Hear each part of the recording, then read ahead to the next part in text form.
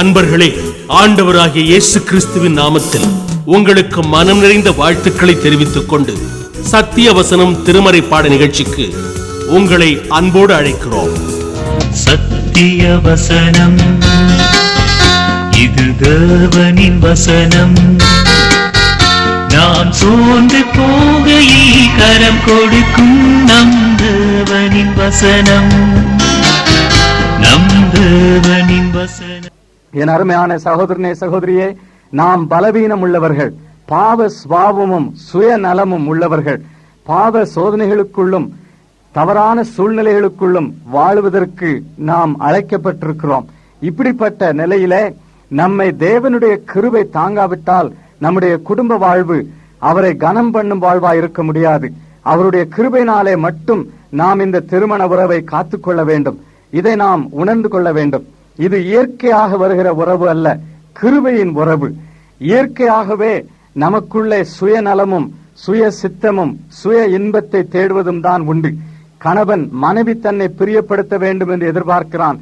மனைவி கணவர் தன்னை ஆதரிக்க வேண்டும், தன்னை மகிழ்விக்க வேண்டும் என்று எதிர்பார்க்கிறாள். இப்படி சுயநலமாகவே இந்த உறவுக்குள் நாம் நுழைந்து விடுகிறோம். இயற்கையாக இந்த உறவிலே நாம் திருப்தி காண முடியாது. கிருபையினாலே மட்டும் இந்த உறவிலே திருப்தி காண முடியும். அப்படியானால் ஆண்டவரை நாம் சார்ந்து வாழ வேண்டும். அன்றாடகம், ஆண்டவரே, எங்கள் திருமண உறவிலே திருப்தியும் சமாதானமும் அமைதியும் விளங்க கிருபை செய்யும், இந்த உறவின் மூலமாக உம்மை மகிமைப்படுத்த உதவி செய்யும் என்று ஜெபிக்க வேண்டும். அப்படி அவரை சார்ந்து வாழும் உறவு இது கிருபையின் உறவு. இன்னும் குறைபாடுகள் ஏற்படுமானால், தவறுகள் ஏற்படுமானால் அவரிடத்திலே போய் மன்னிப்பு கேட்க வேண்டும். கிருபையினாலே அவர் நம்மை மன்னித்து ஏற்றுக்கொள்வார். நான் தவறு செய்து விட்டேன், என்னை மன்னித்து விடு என்று கூறும் சொற்கள் அற்புதங்களை விளைவிக்கக்கூடிய சொற்கள். அநேக முறை அந்த சொற்களை சொல்லாததினாலே இந்த உறவிலே எத்தனை தடுப்புச் சுவர்கள் ஏற்பட்டு விடுகின்றன. அதிக ஆண்டுகளாக பிரச்சனைகள் அதிகமாகிக் கொண்டே போகின்றன. கணவனும் மனைவியும் ஒருவரோடு ஒருவர் பேசாத நிலையில் காணப்படுகிறார்கள். ஒருவரை ஒருவர் பார்த்து நான் தவறு செய்து விட்டேன், என்னை மன்னித்து விடு என்று கூறியிருப்பார்களானால் என்றைக்கோ அந்த பிரச்சனை தீர்ந்திருக்கும்.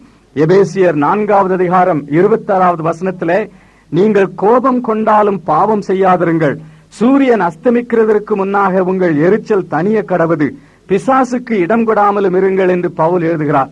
மனத்தாங்கலும் கசப்பும் ஒருவரை ஒருவர் புண்படுத்தும்படியான பேச்சும் ஏற்பட்டிருக்குமானால் சூரியன் அஸ்தமிப்பதற்கு முன்பாக, இரவிலே நாம் படுக்கப் போவதற்கு முன்பாக அதை சரி பண்ணிக் கொள்ள வேண்டும். ஒருவரோடு ஒருவர் மன்னிப்பு கேட்டு ஒப்புரவாகிக் கொள்ள வேண்டும். இல்லையானால் பிசாசுக்கு இடம் கொடுத்து விடுவோம். திருமண உறவிலே அதிகமான பிரச்சனைகளை இன்னும் கொண்டு வந்து தடுப்புச் சுவர்களை ஏற்படுத்தி இறுதியிலே அதை அழித்து விடுவான். ஆகினாலே தெய்வ கிருபையை சார்ந்து அவரிடத்தில் மன்னிப்பு கேட்டு, ஒருவரிடத்தில் ஒருவர் மன்னிப்பு கேட்டு சீர்பொருந்தி இந்த உறவை காத்துக்கொள்ள வேண்டும். உங்களுக்கு ஆண்டவர் கொடுத்திருக்கும் பெருத்த ஆசீர்வாதங்களை எண்ணி பார்த்திருக்கிறீர்களா? எல்லாவற்றிலும் முக்கியமான ஒரு ஆசீர்வாதம் உங்களுடைய சொந்த குடும்ப வாழ்வு, திருமண வாழ்வு. ஒருவேளை என்னை கேட்டுக்கொண்டிருக்கும் யாராவது, ஐயா, என்னுடைய வாழ்க்கையில அவிதமாய் இல்லை, அது சாபமாய் இருக்கிறது, திருமண வாழ்வு எவ்வளவோ ஆசீர்வாதமாய் இருக்கும், இன்பம் அளிக்கும், மகிழ்ச்சியை தரும், என்னை இன்னும் அதிக பயனுள்ளவனாக்கும் என்றெல்லாம் எண்ணி கனவு கண்டு கொண்டிருந்தேன். ஆனால் இப்பொழுது அது சாபமாகிவிட்டது, என்னுடைய மகிழ்ச்சியையும் வாழ்க்கையின் மேல் உள்ள எல்லா ஆர்வத்தையும் அழித்து விட்டது என்று ஒருவேளை நீ கூறலாம். அதற்கு காரணம் என்ன தெரியுமா? சரியானபடி ஆண்டவர் திருமறையில் காட்டியிருக்கிறபடி நீ உன் திருமண வாழ்விலே ஈடுபடவில்லை, அதை வழிநடத்தவில்லை. ஆகினாலேதான் இந்த சாபங்கள், இந்த கசப்புகள் ஏற்பட்டு விட்டன. ஆண்டவர் ஆசீர்வாதமாய் கொடுத்திருக்கும் எதையும் அவருடைய சித்தப்படி, அவர் வழி காட்டியிருக்கிறபடி நாம் கொண்டு செலுத்தாவிட்டால் அது சாபமாய் மாறிவிடும். இதை மல்கியா தீர்க்கதரிசியின் நூலிலே 2வது அதிகாரத்திலே பார்க்கிறோம். மல்கியா 2:2 வசனம், நீங்கள் கேளாமலும் என் நாமத்துக்கு மகிமையை செலுத்தும்படி இதை சிந்தியாமலும் இருந்தால் நான் உங்களுக்குள்ளே சாபத்தை அனுப்பி உங்கள் ஆசீர்வாதங்களையும் சாபமாக்குவேன். ஆம், நீங்கள் அதை சிந்தியாமற் போனதினால் அவைகளை சபித்தேன் என்று சேனைகளின் கர்த்தர் சொல்லுகிறார். நன்றாய் அந்த வசனத்தை கவனியுங்கள். உங்கள் ஆசீர்வாதங்களை சாபமாக்குவேன் என்று கூறுகிறார்.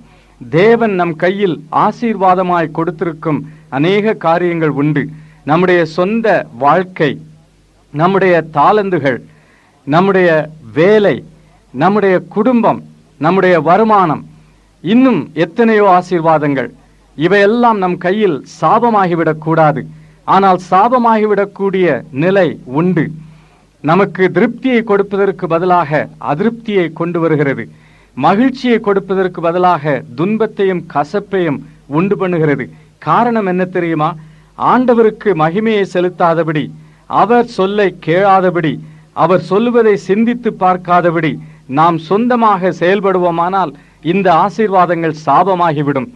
உன்னுடைய திருமண வாழ்வை உன் சொந்த சிற்றின்பத்திற்காக, உன் சுயநலத்திற்காக பற்றி பிடித்துக் கொள்வாயானால், ஆண்டவருக்கு கொடுக்க வேண்டிய இடத்தையும் மகிமையும் கொடுக்காமற் போவாயானால், அந்த திருமண வாழ்வு மகிழ்ச்சியற்றதாய், திருப்தியற்றதாய், விரக்தி உள்ளதாய் மாறிவிடக்கூடும். ஆகினாலே எதனால் உன் திருமண வாழ்வு இப்படி ஆகிவிட்டது என்று சிந்தித்து பார்க்க வேண்டும். பரிசுத்தாவியானவர் உணர்த்தி காட்டும்படி கேட்க வேண்டும். இதோ இந்த வானொலி செய்தியின் மூலமாக கூட அவர் உன்னோடு பேசி உணர்த்தி காட்டுவார். அப்படி தவறை உணர்த்தி காட்டும் பொழுது மன உண்மையோடு அதை ஏற்றுக்கொள்ள வேண்டும். தர்க்கம் பண்ணக்கூடாது. அடுத்த வாழ்க்கை துணைவர் மேல் எல்லா குற்றச்சாட்டையும் போட்டுவிடக் கூடாது. நம்முடைய பொறுப்பையும் குறையையும் உணர்ந்து அறிக்கையிட்டு தேவனிடத்தில் மன்னிப்பு கேட்க வேண்டும். அப்பொழுது அவர் நம்மை ஏற்றுக்கொள்வார். சரி பண்ண வேண்டிய காரியங்களை சரி பண்ண வேண்டும். அப்பொழுது மறுபடியும் அந்த திருமண உறவு திருப்தியுள்ளதாய் மாறிவிடக்கூடும். சுயநலமாக எதை நாம் பற்றி பிடித்து கொண்டாலும் அது நமக்கு திருப்தி அளிக்காமல் போய்விடும். நம்முடைய கைகளிலே தேவன் கொடுத்திருக்கிற வேலையின் விஷயத்திலும் இது உண்மை. இந்த வேலையையும் வருமானத்தையும் அவர் எதற்காக கொடுத்தார்? அவருடைய சித்தத்தை நிறைவேற்றுவதற்காக, அவருடைய நாமத்தை மகிமைப்படுத்துவதற்காக. ஆம், உண்மைதான். உன்னுடைய சொந்த தேவைகளை தீர்ப்பதற்காகவும், உன் குடும்பத்தை ஆதரிப்பதற்காகவும், உன்னுடைய சாப்பாட்டிற்காகவும், உன் தேவைகளுக்காகவும் அதை கொடுத்தார். ஆனால் அதோடு கூட அவருடைய நாமம், அவருடைய திட்டம் என்னவென்றும் நீ எண்ணி பார்க்க வேண்டும். அப்படி அவருடைய திட்டத்தின்படி அவர் கொடுத்த இந்த வேலையை நீ செய்வாயானால், வருமானத்தை பயன்படுத்துவாயானால் நிச்சயமாய் திருப்தியை தரும். வேலையை விட்டு இன்னொரு வேலைக்கு போய்விடுவதனாலே பிரச்சனையை தீர்த்து கொள்ள முடியாது. எதனால் இந்த பிரச்சனை ஏற்பட்டது என்பதை ஒப்புக்கொள்ள வேண்டும். பிறகு அதை அறிக்கையிட்டு ஆண்டவரிடத்திலே மன்னிப்பு கேட்டு மறுபடியும் அவர் காட்டும் வழியிலே நடக்க வேண்டும். திருமண உறவிலும் இவ்விதமாகத்தான். திருமண உறவு நம்முடைய சுயநலனுக்காக, சுய இன்பத்திற்காக மட்டும் கொடுக்கப்படவில்லை. வாழ்க்கை துணைவர்கள் இருவரும் ஒருவருக்கொருவர் துணைவராயிருக்க வேண்டும் என்பதற்காக திருமண உறவு கொடுக்கப்பட்டது. இதை ஏற்கனவே நம்முடைய வேத பாடங்களிலே கவனித்திருக்கிறோம். ஆதாமுக்கு ஏவாளை அவன் தனியாயிருப்பதனாலே அவனுக்கு துணையாக தேவன் கொடுத்தார். வாழ்க்கை துணைவரை துணையாக கொடுக்கிறார். கணவருக்கு மனைவியை துணையாகவும், மனைவிக்கு கணவரை துணையாகவும் கொடுக்கிறார். ஆனால் அதே சமயத்தில் இருவருமாக சேர்ந்து அந்த உறவிலே, ஒருமைப்பாட்டிலே அவரை மகிமைப்படுத்த வேண்டும், அவருடைய திட்டங்களை நிறைவேற்ற வேண்டும் என்றும் தேவன் எதிர்பார்க்கிறார். அவருடைய ரட்சிப்பின் திட்டம், அவருடைய மிஷனரி திட்டம், இந்த திட்டத்திலே கணவனும் மனைவியுமாகிய நமக்கு என்ன பங்கு இருக்கிறது என்பதை இருவரும் யோசித்து பார்த்து ஜெபித்து அதிலே ஈடுபட வேண்டும். கொரிந்தியருக்கு எழுதின முதலாவது நிருபம் 10வது அதிகாரம் 31வது வசனத்திலே பவுல் என்ன கூறுகிறார்? நீங்கள் புசித்தாலும் குடித்தாலும் எதை செய்தாலும் எல்லாவற்றையும் தேவனுடைய மகிமைக்கென்று செய்யுங்கள். நான் என் சுய பிரயோஜனத்தை தேடாமல் அநேகருடைய பிரயோஜனத்தை தேடி அவர்கள் ரட்சிக்கப்படும்படிக்கு எவ்விதத்திலும் எல்லாருக்கும் பிரியமாய் நடக்கிறது போல நீங்களும் யூதருக்கும் கிரேக்கருக்கும் தேவனுடைய சபைக்கும் இடரலற்றவர்களாயிருங்கள் என்று எழுதுகிறார். இதிலிருந்து என்ன அறிந்து கொள்கிறோம்? நம்முடைய வாழ்க்கை தேவனுடைய மகிமைக்காகவும் மற்றவர்களின் ரட்சிப்புக்காகவும் அவருடைய திருச்சபைக்காகவும் இருக்க வேண்டும் என்பது தெளிவாகிறது. திருமண உறவும் இப்படித்தான். கணவனும் மனைவியும் திருச்சபைக்கு ஆதரவாக இருக்க வேண்டும். தங்களுடைய சொந்த சபைக்கு ஆதரவாக இருக்க வேண்டும். ஆலயத்திற்கு ஆராதனைக்கு போவதை நிறுத்திவிடக்கூடாது. ஆலய வழிபாடுகளிலே, சபையின் ஈடுபாடுகளிலே அவர்களும் பங்கு கொள்ள வேண்டும். தேவனை மகிமைப்படுத்த வேண்டும். இன்னும் ரட்சிக்கப்படாதவர்கள், நற்செய்தியை கேட்டிராதவர்கள், அவர்கள் ரட்சிக்கப்படும்படியாக அதிலும் ஈடுபட வேண்டும்.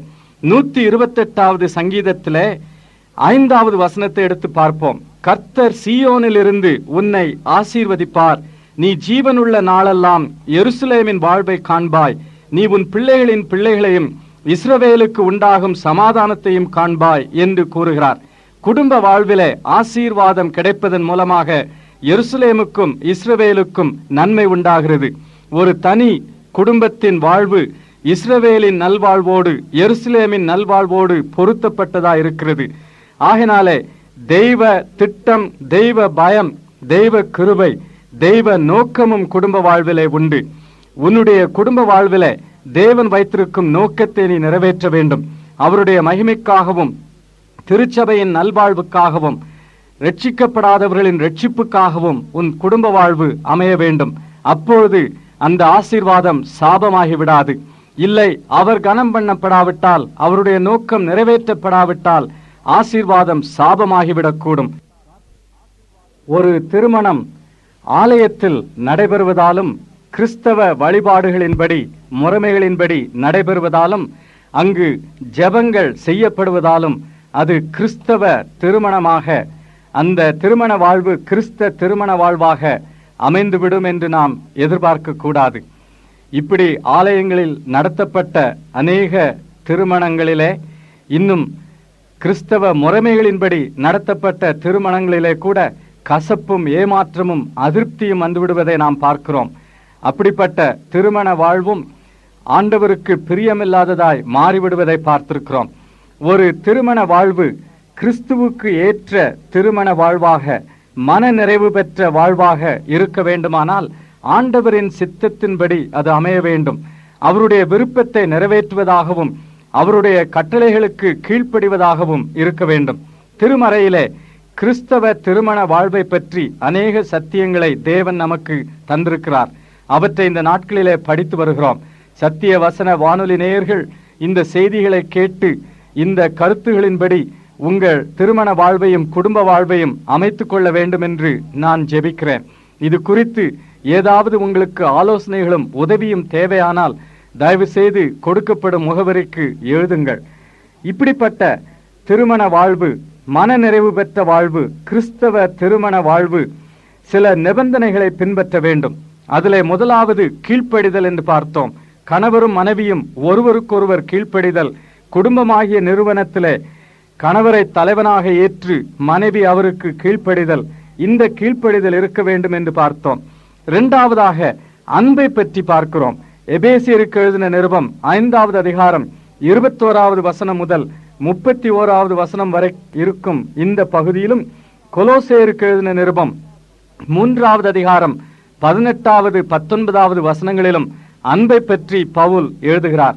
அன்பு என்று கூறும்பொழுது திருமறை கூறும் இந்த அன்பு வேறுபட்டது என்பதை நாம் உணர வேண்டும். இன்றைக்கு திருமண வாழ்விலும் கணவருக்கும் மனைவிக்கும் நடுவிலும் இருக்க வேண்டிய அன்பை பற்றி சமுதாயத்தில் அநேக கருத்துக்கள் பத்திரிகைகளிலே, இன்னும் வார ஏடுகளிலே, மாத ஏடுகளிலே, நாவல்களிலே, சினிமா படங்களிலே அதிகமாய் நாம் பார்க்கிறோம், கேட்கிறோம். ஆனால் இங்கே கூறப்படும் அன்பு சினிமாவிலோ நாவலிலோ நமக்கு எடுத்து காட்டப்படும் அன்பை போன்றது அல்ல. அன்பு என்கிற வார்த்தையை பல விதங்களிலே நாம் பொருள்படுத்தலாம். கிரேக்க மொழியிலும் கூட அன்பை வெளிப்படுத்த பல சொற்களை பயன்படுத்தினார்கள். இரு நண்பர்களுக்குள்ளே இருக்கக்கூடிய அன்பு ஒன்று, அது நட்பு என்று நாம் அழைக்கிறோம், சிநேகம் என்று அழைக்கிறோம். அது வேறு விதமான அன்பு. குடும்பத்திற்குள்ளே, சகோதரர்களுக்குள்ளே, சகோதரிகளுக்குள்ளே இருக்கிற குடும்ப பாசம், இரத்த பாசம் என்று கூறுகிறோமே, அது இன்னொரு விதமான அன்பை குறிக்கிறது. இன்னும் உணர்ச்சி வசப்பட்ட உடலுக்குரிய கவர்ச்சியினாலே ஏற்படும் அன்பு, காதல் என்று நாவல்களிலும் சினிமா படங்களிலும் காண்கிறோமே, அது இன்னொரு விதமான அன்பு. இந்த அன்பு திருமண வாழ்விலே மேலான அன்பு காணப்பட வேண்டும். இவையெல்லாம் போதாது. ஒருவேளை வெளிப்படையான கவர்ச்சி இருக்கலாம், அது இல்லை என்று நாம் கூற முடியாது. கணவருக்கும் மனைவிக்கும் நடுவிலே வெளிப்படையான கவர்ச்சியும் பாசமும் நட்பும் இருக்க வேண்டும். அதே சமயத்திலே திருமறையிலே அன்பு என்று கூறும்பொழுது இது தெய்வீகமான அன்பை கூறும் சொல்லாகும். இது சமுதாயத்திலே மற்ற எழுத்துக்களிலே, பத்திரிகைகளிலே, ஏடுகளிலே நாம் காணாத ஒரு சொல். கிரேக்க மொழியிலும் இது மிகவும் முக்கியமான, வேறுபட்ட, ஒப்பற்ற ஒரு சொல். தெய்வீக அன்பை பற்றி மட்டும் கூறும் சொல். புதிய ஏற்பாட்டிலே பயன்படுத்தப்படும் கிரேக்க மொழியிலே மட்டும் இந்த சொல் காணப்பட்டது. இங்கே அன்பை பற்றி கூறும்பொழுது பவுல் என்ன சொல்லுகிறார்? புருஷர்களே, உங்கள் மனைவிகளில் அன்பு கூறுங்களேன், அப்படியே கிறிஸ்துவும் சபையில் அன்பு கூர்ந்து தம்மைத்தாமே அதற்காக ஒப்பு கொடுத்தார் என்று 27வது வசனத்திலே பார்க்கிறோம். அப்படியானால் இந்த அன்பு கிறிஸ்துவின் அன்பை போன்ற அன்பு, தெய்வீக அன்பு, சாதாரணமாய் நமக்கு வரக்கூடிய அன்பு அல்ல. இதை முதலாவது நாம் ஒப்புக்கொள்ள வேண்டும். இந்த அன்பு இந்த உலகத்திற்குரியதல்ல, உடலுக்குரியதல்ல, அல்லது கதைகளுக்கும் நாவல்களுக்கும் உரியது அல்ல. இது மேற்பட்ட அன்பு என்பதை நாம் ஒப்புக்கொள்ள வேண்டும். சாதாரண உடற்கவர்ச்சியிலே திருப்தி அடைந்தவர்களாய் இருக்கக்கூடாது. நட்பிலே, பாசத்திலே, உணர்ச்சி வசப்பட்ட அன்பிலே திருப்தியுள்ளவர்களாய் இருக்கக்கூடாது. இரண்டாவது, இந்த அன்பு உணர்ச்சிக்கு அப்பாற்பட்டது. இது நம்முடைய சித்தத்திற்குரிய அன்பு, ஒப்பு கொடுத்தலுக்குரிய அன்பு என்பதை நாம் அறிய வேண்டும். இந்த அன்பு செயல்படும் அன்பு. கொரிந்தியருக்கு எழுதின நிருபம் 13வது அதிகாரம், கொரிந்தியருக்கு எழுதின முதலாவது நிருபம் 13வது அதிகாரம் நமக்கு அன்பை பற்றி அநேக சத்தியங்களை எடுத்துச் சொல்லுகிறது. இங்கு பவுல் என்ன கூறுகிறார்? 1 கொரிந்தியர் 13:4, அன்பு நீடிய சாந்தமும் தயவும் உள்ளது, அன்புக்கு பொறாமை இல்லை, அன்பு தன்னை புகழாது, இருமாப்பாயிராது, அயோக்கியமானதை செய்யாது, தற்பொழிவை நாடாது, சினமடையாது, தீங்கு நினையாது, அநியாயத்தில் சந்தோஷப்படாமல் சத்தியத்தில் சந்தோஷப்படும், சகலத்தையும் தாங்கும், சகலத்தையும் விசுவாசிக்கும், சகலத்தையும் நம்பும், சகலத்தையும் சகிக்கும். அன்பு செயல்படுகிறது என்பது இந்த சொற்களிலிருந்து தெளிவாகிறது. அன்பை விவரிப்பதற்கு வினை சொற்களை பயன்படுத்துகிறார் பவுலடியார். வினை சொற்களின் மூலமாக அன்பு வெளிப்படுத்தப்படுகிறது. ஆகையினாலே அன்பு வெறும் உணர்ச்சிக்குரியதல்ல, செயலுக்குரியது, சித்தத்திற்குரியது என்பது இதிலிருந்து தெளிவாகிறது. ஆகையினாலே என் அருமையான சகோதரனே, சகோதரியே, உன்னுடைய அன்பு ஒப்பு கொடுத்தலுக்குரிய அன்பாக, சித்தத்திற்குரிய அன்பாக, செயல்படும் அன்பாக இருக்க வேண்டும். இந்த அன்பின் செயலை பற்றி எபேசியருக்கு எழுதின நிருபம் 5வது அதிகாரம் 25வது வசனம் முதல் 33வது வசனம் வரை உள்ள பகுதியிலே பவுல் தெளிவாய் கூறுகிறார். ஒரு சமயம் ஒரு சகோதரி போதகரிடத்திலே வந்து, ஐயா, என் கணவர் மேல் எனக்கு உள்ள அன்பு எல்லாம் வற்றி போய்விட்டது, காய்ந்து போய்விட்டது, கொஞ்சம் கூட, ஒரு சொட்டு கூட அன்பில்லை, ஆகையினாலே எப்படி நான் அவரை நேசிப்பது? அவரை வெறுக்கிறேன், அவரோடு வாழ எனக்கு விருப்பமில்லை என்று கூறினாள். போதகர் அவளை பார்த்து, அம்மா, ஆண்டவரிடத்திலே போய் அதை சொல்லுங்கள். ஆண்டவரே, என் கணவர் மேல் எனக்கு அன்பில்லை, கொஞ்சம் கூட, ஒரு சொட்டு கூட பாசமில்லை, அவரை நான் வெறுக்கிறேன், இதை நான் உமக்கு அறிக்கையிடுகிறேன் சுவாமி, இதை மன்னித்தருளும் என்று கூறுங்கள். பிறகு, ஆண்டவரே, நீர் என் கணவரை நான் நேசிக்கும்படியாக என்னை அழைத்திருக்கிறீர், திருமண ஒப்பந்தத்திலே, உடன்படிக்கையிலே அவரை நேசிப்பேன் என்று நான் சொன்னேன், ஆகினாலே உமக்காக, உம்முடைய சித்தத்திற்காக நான் அவரை நேசிக்கும்படி என் சித்தத்தை ஒப்புக் கொடுக்கிறேன் என்று ஜெபியுங்கள். பிறகு அந்த ஒப்புக் கொடுத்தலின் அடிப்படையிலே செயல்படுங்கள் என்று கூறி ஜெபித்து அனுப்பினார். சில நாட்களுக்குள்ளே அந்த அம்மாள் திரும்பி வந்தார்கள். ஐயா, ஒரு அற்புதம் நடைபெற்று விட்டது. எங்கிருந்து அந்த அன்பின் வெள்ளம் என் உள்ளத்தில் வந்தது, உணர்ச்சி பெருக்கெடுத்து ஓடினது என்று எனக்கு புரிந்து கொள்ள முடியவில்லை. நீங்கள் சொன்னபடி என் சித்தத்தை ஒப்புக் கொடுத்து என் கணவரை நான் அன்பு கூறுவேன், நேசிப்பேன் என்று அந்த ஒப்புக் கொடுத்தலின் அடிப்படையிலே செயல்பட்டேன். என் உள்ளம் அன்பினால் பொங்கி வழிகிறது என்று கூறினார்கள். இது எப்படி நடந்தது தெரியுமா? உணர்ச்சிப்படி நடந்தால் ஒருவேளை அவர்கள் இன்னும் வெறுமை அடைந்திருப்பார்கள், அந்த உறவை முறித்திருப்பார்கள். உணர்ச்சியை நம்பாதபடி தன்னுடைய சித்தத்தை தெய்வ சித்தத்திற்கு ஒப்பு கொடுத்து அந்த ஒப்பு கொடுத்தலின் அடிப்படையிலே செயல்பட்டார்கள். உணர்ச்சி வந்துவிட்டது. என் அருமையான சகோதரனே, சகோதரியே, உன் அன்பு சித்தத்திற்குரியதாக, செயலுக்குரியதாக இருக்க வேண்டும். உன் சித்தத்தை ஒப்பு கொடுத்து என் மனைவியை, என் கணவரை நான் நேசிப்பேன், எனக்கு உதவி செய்யும் என்று கேள். ஆண்டவர் உதவி செய்வார். திருமண உறவுக்கு அடிப்படையானது அன்பு. திருமறை இதை தெளிவாக நமக்கு எடுத்து கூறுகிறது. எபேசியருக்கு எழுதின நிருபம் 5வது அதிகாரம் 25வது வசனம், புருஷர்களே, உங்கள் மனைவிகளில் அன்பு கூறுங்கள். ஆனால் இந்த அன்பை பற்றி நமக்கு சரியான கருத்துக்கள் தரப்பட வேண்டும். அன்பை பற்றி தவறான அபிப்பிராயங்கள் பலருக்கு உண்டு. இதை உணர்ச்சி வசப்பட்ட அன்பாகவும் நாவல்களிலும் சினிமா படங்களிலும் காணும் அன்பை போன்றதாகவும் நாம் கருதி கொள்கிறோம். இது தவறாகும். இந்த அன்பு தெய்வீக அன்பு. அன்பிலே உணர்ச்சிக்கு இடம் உண்டு, பாசத்திற்கு இடம் உண்டு, வெளிப்படையான கவர்ச்சிக்கு இடம் உண்டு. ஆனால் அதே சமயத்தில் இந்த அன்பு ஆழமானது, தெய்வீக அன்பு என்பதை நாம் மறந்துவிடக்கூடாது. என்ன தவறுகள் ஏற்பட்டாலும் மன்னித்துவிடும் அன்பு, பொறுமையோடு இருக்கும் அன்பு. இந்த அன்பு உணர்ச்சிக்குரியதல்ல, இது சித்தத்துக்குரியது என்றும் செயல்படும் அன்பு என்றும் பார்த்தோம். இந்த அன்பு எவ்விதமாக செயல்படுகிறது என்று எபேசியருக்கு எழுதின நிருபம் 5வது அதிகாரம் 25வது வசனம் முதல் 33வது வசனம் வரை உள்ள பகுதியிலும், கொலோசேயர் 3வது அதிகாரம் 19வது வசனத்திலும் நாம் பார்க்கிறோம். இந்த அன்பின் செயலை ஒவ்வொன்றாக எடுத்து ஆராய்ந்து பார்ப்போம். 25வது வசனத்திலே, புருஷரிலே உங்கள் மனைவிகளில் அன்பு கூறுங்கள், அப்படியே கிறிஸ்துவும் சபையில் அன்பு கூர்ந்து தாம் அதை திருவசனத்தை கொண்டு தண்ணீர் முழுக்கினால் சுத்திகரித்து பரிசுத்தமாக்குகிறதற்கும் கரைதிரை முதலானவைகள் ஒன்றுமில்லாமல் பரிசுத்தமும் பிழையற்றதுமான மகிமையுள்ள சபையாக அதை தமக்கு முன் நிறுத்திக் கொள்வதற்கும் தம்மைத்தாமே அதற்காக ஒப்பு கொடுத்தார் என்று பார்க்கிறோம்.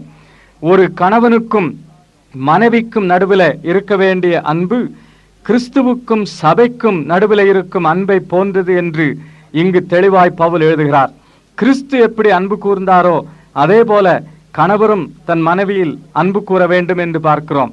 இது சாதாரண அன்பு அல்ல, தெய்வீகமான அன்பு. இந்த அன்பு பரிசுத்தாவியானவர் மூலமாக நம்முடைய உள்ளங்களிலே ஊற்றப்பட வேண்டும். அதைத்தான் ரோமர் 5வது அதிகாரம் 5வது வசனத்திலே பார்க்கிறோம். நம்மால் கூடாத அன்பு.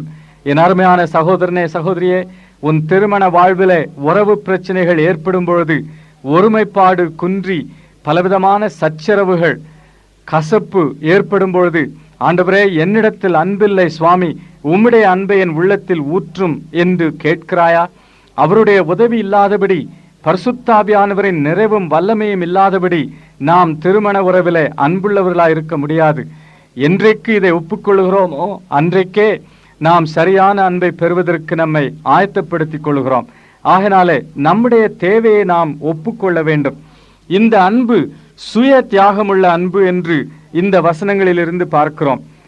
எபேசியர் 5:25 முதல் 27 வரை வசனம் இதை விவரித்து கூறுகிறது. இந்த வசனங்களிலே அந்த அன்பை பற்றி பார்க்கிறோம். கிறிஸ்து தம்மைத்தாமே சபைக்காக ஒப்பு கொடுத்தார்.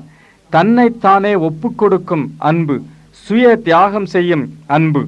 அப்படியானால் இந்த அன்பிலே என்னுடைய இன்பம், என்னுடைய மகிழ்ச்சி, என் திருப்தி, நான் விரும்புவது, நான் எண்ணுவது என்பதற்கு இடமே இல்லை.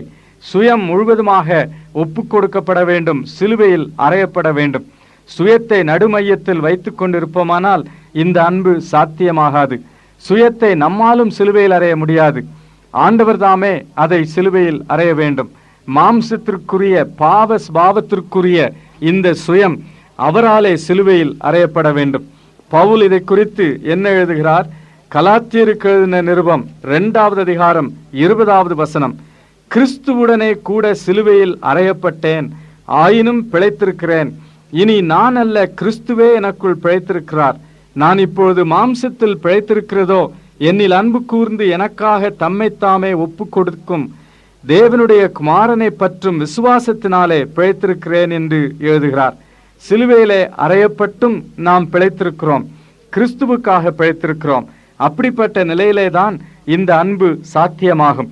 இந்த அன்பு எப்பொழுதும் பெறுவதிலே, பெற்றுக்கொள்வதிலே நாட்டமாய் இருக்காது, கொடுப்பதிலே நாட்டமுள்ளதாய் இருக்கும். கொடுப்பதிலே வெளிப்படும் அன்பு இது. வாழ்க்கையிலே ஒரு கூடையை எடுத்துக்கொண்டு மற்றவர்களிடத்திலிருந்து பெற்றுக்கொள்ளலாம் என்று பெற்றுக்கொள்வதிலேயே நாட்டமுள்ளவர்களாய் செல்லுவோமானால் நாம் திருப்தியுள்ளவர்களாய் இருக்க முடியாது.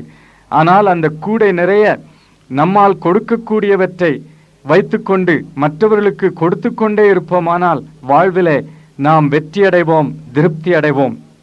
ஒரு சிறு பையன் ரவி பள்ளிக்கூடத்திற்கு ஒழுங்காக செல்லுவான். பள்ளிக்கூடம் முடிந்து பிள்ளைகள் எல்லாம் அந்த தெருவழியாக செல்லும் பொழுது தாயார் வீட்டுக்குள் நின்று ஜன்னல் வழியாக பிள்ளைகளை பார்த்து கொண்டிருப்பார்கள். அவர்கள் பார்க்கும்பொழுது அவர்கள் உள்ளத்திலே மகிழ்ச்சியை கொடுக்காத ஒரு காரியம், உள்ளத்திலே திகைப்பையும் கவலையையும் உண்டு பண்ணின ஒரு காரியம் என்ன? மற்ற பிள்ளைகள் எல்லாம் ஒருவரோடு ஒருவர் பேசிக்கொண்டு விளையாடி கொண்டு செல்வார்கள். ரவியை மட்டும் தனியாய் வருவதற்கு விட்டு விடுவார்கள். ஐயோ, என் மகனோடு யாரும் பேச மாட்டேன் என்கிறார்களே, யாரும் அவனுக்கு நண்பர்களா இல்லையே என்று அந்த தாயின் உள்ளத்திலே ஏக்கம் உண்டு. ஒரு நாள் ரவி ஓடி வந்தான். அம்மா, கிறிஸ்துமஸ் விடுமுறை நாட்களுக்கு முன்பாக எங்களுக்கென்று ஒரு சிறப்பான விழா இருக்கிறது. அந்த விழாவிலே எங்கள் வகுப்பிலே ஒவ்வொரு பையனுக்கும் பெண்ணுக்கும் கிறிஸ்துமஸ் கார்டுகள் கொடுக்க வேண்டும். எல்லோரும் கொடுக்கிறார்கள், நானும் 35 கார்டுகள் தயார் பண்ணி கொண்டு போக வேண்டும் என்று கூறினான். தாயார் உற்சாகமாக உதவி செய்து அவனுக்கு அந்த 35 கார்டுகள் தயாரிப்பதில் முயற்சி செய்தார்கள், உதவி செய்தார்கள். 35 கார்டுகளையும் எடுத்துக்கொண்டு அவன் போனான். தாயார் உள்ளத்திலே ஒரு கேள்வி, இவன் மற்றவர்களுக்கெல்லாம் கார்டு கொடுப்பான், இவனுக்கு யாராவது கொடுப்பார்களா என்பதுதான் அந்த கேள்வி. அன்றைக்கும் பள்ளிக்கூடம் முடிந்து பிள்ளைகள் எல்லாம் திரும்பும் பொழுது ஜன்னல் வழியாக தாயார் பார்த்து கொண்டிருந்தார்கள், ஆவலோடு பார்த்தார்கள். எல்லா பிள்ளைகளும் தங்கள் கைகளிலே கார்டுகள் வைத்துக்கொண்டு ஒருவரோடொருவர் பேசிக்கொண்டு மகிழ்ச்சியாய் சென்றார்கள். ரவி தனியாய் வந்தான். அவன் கையிலே ஒரு கார்டு கூட இல்லை. ஆனால் வீட்டுக்குள் வரும்பொழுது மகிழ்ச்சியோடு ஓடி வந்தான். வந்து தாயை கட்டி தழுவிக்கொண்டு, அம்மா அம்மா, என் கையில் உள்ள எல்லா கார்டுகளையும் நான் கொடுத்து விட்டேன் என்று மகிழ்ச்சியோடு கூறினான். தனக்கு யாரும் கார்டு கொடுக்கவில்லையே என்கிற எண்ணம் கூட அவன் உள்ளத்தில் வரவில்லை. ஆகையினாலே அவன் உள்ளம் மகிழ்ச்சியால் பொங்கிற்று, கசப்பே இல்லை. இதை தாயார் உணர்ந்து கொண்டார்கள். என் அருமையான சகோதரனே, சகோதரியே, வாழ்க்கையிலே மற்றவர்கள் நமக்கு தருவார்கள் என்று எண்ணத்தோடு செல்லுவோமானால் ஏமாற்றம் அடைவோம். அவர்கள் தருவார்கள் என்று எதிர்பார்க்காதபடி நாம் கொடுக்க வேண்டும் என்று செல்லுவோமானால் வாழ்க்கையிலே திருப்தி கொள்ளுவோம், மகிழ்ச்சி அடைவோம். பெறுவதற்கல்ல, கொடுப்பதற்கு நாம் அழைக்கப்பட்டிருக்கிறோம். திருமண வாழ்விலே என் மனைவி என்னை பாராட்டுவதில்லை, அவள் என்னை பிரியப்படுத்துவதில்லை, என் கணவர் எனக்கு எதையுமே செய்வதில்லை என்று கூறிக்கொண்டே இருப்பாயானால் கசப்போடுதான் காணப்படுவாய். நான் எப்படி என் கணவரை பிரியப்படுத்துவேன், நான் எப்படி என் மனைவியை பாராட்டி உற்சாகப்படுத்துவேன் என்று கொடுப்பதிலே அக்கறை கொண்டிருப்பாயானால் திருமண உறவிலே திருப்தி பெறுவாய். திருமணமாகி 2 ஆண்டுகள் ஆகிவிட்டன. கணவனுக்கும் மனைவிக்கும் நடுவில் அநேக உறவு பிரச்சனைகள் வந்துவிட்டன. ஒருவரோடு ஒருவர் பேசக்கூடாத நிலைக்கு அவ்வளவுக்கு தடுப்பு சுவர்கள் எழுந்துவிட்டன. இந்த நிலையில இருவரும் தங்கள் சபை போதகரை காண்பதற்காக வந்தார்கள். போதகரை பார்த்து கணவர் கூறினார், ஐயா, என்னுடைய காரியங்களிலே அவள் ஒன்றுமே அக்கறைப்படுவதில்லை. நான் அலுவலகத்திலிருந்து களைத்து போய் வீட்டுக்கு வருவேன், என்னை முகமலர்ச்சியோடு வரவேற்பதில்லை, எனக்கு காப்பி கொடுப்பதில்லை, என்னுடைய தேவைகளை நானே கவனித்துக் கொள்ள வேண்டியதாக இருக்கிறது, என்னுடைய துணிகளை கூட நானே துவைத்து சுத்தம் பண்ணி தயார் பண்ண வேண்டிய நிலை என்னுடைய சொந்த வீட்டிலே. இதற்காகவா நான் திருமணம் செய்து கொண்டேன் என்று கணவர் கூறி அங்கலாய்த்தார். மனைவி போதகரை பார்த்து, ஐயா, என்றைக்காவது ஒரு நல்ல வார்த்தை என்னை பற்றி அவர் கூறினது கிடையாது, நன்றி சொன்னது கிடையாது. எவ்வளவோ நான் செய்திருக்கிறேன், வேலைக்காரியை போல உழைத்திருக்கிறேன், ஆனால் நான் செய்ததற்கு அவர் நன்றியே சொன்னது கிடையாது. இப்படிப்பட்ட மனிதரோடு நான் எப்படி வாழ்வது? அது மட்டுமல்ல, என்றைக்காவது ஒரு நாள், ஒரு நல்ல நாளிலே, பிறந்த நாளோ அல்லது கிறிஸ்துமஸ் நாளோ அல்லது இன்னும் ஏதாவது விசேஷித்த நாளோ, எந்த நாளிலும் எனக்கு புடவை வாங்கி கொடுத்தது கிடையாது. நானாகத்தான் போய் எனக்கு வேண்டியதை வாங்கி கொள்ள வேண்டிய நிலை ஏற்பட்டு விடுகிறது. அது மட்டுமல்ல, பாருங்கள், நான் வைத்திருக்கிற துணிமணி எல்லாம் என்னுடைய பெற்றோர் வாங்கி கொடுத்ததுதான். இன்றைக்கும் அவர்கள்தான் எனக்கு வாங்கி கொடுக்கிறார்களே ஒழிய இவர் ஒன்றுமே எனக்கு செய்வதில்லை என்று மனைவி கூறி குறைப்பட்டு கொண்டாள். போதகர் இருவர் சொல்வதையும் சற்று நேரம் கவனித்து பார்த்துவிட்டு, நான் வேதத்திலிருந்து சில வசனங்களை உங்களுக்கு வாசித்து காட்டுகிறேன் என்று கூறி 1 கொரிந்தியர் 13வது அதிகாரத்திலிருந்து சில வசனங்களை வாசித்தார். 1 கொரிந்தியர் 13வது அதிகாரம் 4வது 5வது வசனங்கள். அன்பு நீடிய சாந்தமும் தயவும் உள்ளது, அன்புக்கு பொறாமையில்லை, அன்பு தன்னை புகழாது, இருமாப்பாயிராது, அயோக்கியமானதை செய்யாது, தற்பொழிவை நாடாது, சினமடையாது, தீங்கு நினையாது என்று வாசித்துவிட்டு அன்பு தற்பொழிவை நாடாது என்கிற அந்த சொற்களை வலியுறுத்தி காட்டினார். அன்பு தனக்குரியதை நாடாது, தன்னுடைய சித்தத்தையோ தன்னுடைய நலத்தையோ தன்னுடைய இன்பத்தையோ நாடாது. இது உங்களுக்கு தெரியுமா என்று கேட்டார். அவர்களுக்கு சில ஆலோசனைகளை கூறி அவர்களோடு ஜெபித்தார். அந்த கணவனுக்கும் மனைவிக்கும் நடுவில் வந்துவிட்ட பிரச்சனைகளுக்கு என்ன காரணம் தெரியுமா? இருவரும் தங்கள் திருமண உறவிலிருந்து தங்களுடைய சொந்த நன்மையையும் இன்பத்தையுமே எதிர்பார்த்தார்கள். அடுத்தவர்களுக்கு தாங்கள் செய்ய வேண்டியதை பற்றி அவர்கள் எண்ணவில்லை. அடுத்த வாழ்க்கை துணைவருக்கு தாங்கள் எவ்விதமாய் மகிழ்ச்சியை கொண்டு வரலாம், அவர்களுக்கு எப்படி உற்சாகத்தை கொண்டு வரலாம் என்று அவர்கள் எண்ணி பார்த்ததே இல்லை. அந்த மனைவியை எப்படி பாராட்டி அவளை ஊக்குவிக்கலாம், அவளுக்கு நன்றி கூறலாம் என்று கணவர் யோசித்து பார்க்கவில்லை.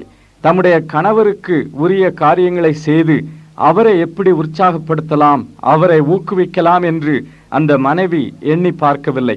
ஒருவேளை திருமணமான ஆரம்பத்திலே அதிகமாக 2 பேரும் ஒருவருக்கொருவர் அநேக காரியங்களை செய்திருப்பார்கள்.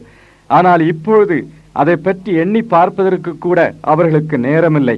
என் அருமையான சகோதரனே சகோதரியே, உன்னுடைய சொந்த குடும்ப வாழ்விலே என்னுடைய நலம், என்னுடைய இன்பம், என்னுடைய மகிழ்ச்சி என்றே எண்ணிக்கொண்டு இருப்பாயானால் உனக்கு திருப்தி கிடைக்காது. உன்னை திருப்திப்படுத்தவும் யாராலும் முடியாது. வாழ்க்கையிலே எதையும் பற்றி பறித்து பெற்றுக்கொள்ள வேண்டும் என்கிற எண்ணத்தோடு நுழைகிறவன் திருப்தி உள்ளவனாய் வாழவே முடியாது. ஆனால் வாழ்க்கையிலே மற்றவர்களுக்கு கொடுக்க வேண்டும், மற்றவர்களை வாழ்விக்க வேண்டும், மகிழ்விக்க வேண்டும் என்கிற மனப்பான்மையோடு நுழைகிறவன் திருப்தி அடைவான். சிறு காரியங்களில் கூட அவனுக்கு மகிழ்ச்சி உண்டாகும். இது ஒரு பெரிய ரகசியமாகும். திருமண உறவை பற்றி எபேசியருக்கு எழுதின நிருபம் 5வது அதிகாரத்திலே பவுல் கூறும் சொற்களை படித்து வருகிறோம். இதில் அன்பின் தன்மை எப்படிப்பட்ட தன்மை என்று அன்பின் செயலை நாம் பார்த்து வருகிறோம். அன்பின் செயலிலே முக்கியமான ஒரு செயல் அன்பு மற்ற வாழ்க்கை துணைவருக்காக தன்னைத்தானே விட்டு கொடுக்கிறது, தியாகம் செய்கிறது. விட்டு கொடுக்கும் மனப்பான்மை வேண்டும். என்னுடைய உரிமை, என்னுடைய அபிப்பிராயம் என்று பற்றி பறித்து கொள்ளுவோமானால் சமாதானம் இருக்க முடியாது. அது மட்டுமல்ல, எப்பொழுதும் பயம் இருக்கும், பாதுகாப்பு இழந்த நிலையில் இருப்போம். எத்தனை திருமண உறவுகளிலே பாதுகாப்பு உணர்வு இல்லாதபடி கணவனும் மனைவியும் தவிக்கிறார்கள். கணவருக்கு என்ன எண்ணம்? என்னுடைய பொருட்கள், என்னுடைய சுயநலமான காரியங்கள், எனக்கு இன்பமான காரியங்கள், இவற்றையெல்லாம் நான் இழந்து விடுவேனோ என்று பாதுகாப்பற்ற உணர்விலே அவர் இருக்கிறார். மனைவிக்கும் அவ்விதமாகவே பாதுகாப்பற்ற உணர்வு. என்னை பராமரிக்க, பாதுகாக்க, எனக்கு துணிமணிகள் வாங்கி கொடுக்க அவரால் முடியவில்லை, அவர் அதை செய்ய மாட்டேன் என்கிறார் என்று பாதுகாப்பற்ற உணர்விலே மனைவியும் துன்பப்படுகிறார். பாதுகாப்பற்ற உணர்வுக்கு காரணம் என்ன தெரியுமா? நாம் பெற்றுக்கொள்ள வேண்டும் என்று எண்ணுகிறோமே ஒழிய நாம் கொடுக்க வேண்டும் என்பதை மறந்து விடுகிறோம். சுய தியாகம் திருமண உறவிலே அன்புக்கு இருக்க வேண்டும். கணவனுக்காக மனைவி தியாகம் செய்ய, தன்னையே தியாகம் செய்ய ஆயத்தமுள்ளவளாய் இருக்க வேண்டும். மனைவிக்காக கணவர் தம்மையே தியாகம் செய்ய ஆயத்தமுள்ளவராய் இருக்க வேண்டும்.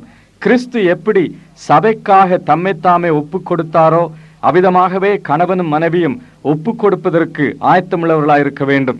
தங்களுடைய வாழ்வின் இரகசியமான பகுதிகளிலும் கூட, உடல் உறவின் காரியங்களிலும் கூட தங்கள் இன்பத்தையே, மகிழ்ச்சியையே மேலாக வைத்து அதையே ஒரு நோக்கமாக, லட்சியமாக கருதக்கூடாது. அதிலும் கூட வாழ்க்கை துணைவரை எவ்விதமாய் திருப்திப்படுத்துவது, மகிழ்விப்பது என்றுதான் யோசித்து பார்க்க வேண்டும். அவருக்கு எப்படி இன்பமூட்டுவது என்பதை நினைத்து பார்க்க வேண்டும். இல்லையானால் உடல் உறவின் வாழ்வில் கூட அதிருப்தியும் கசப்பும் ஏற்பட்டுவிடும்.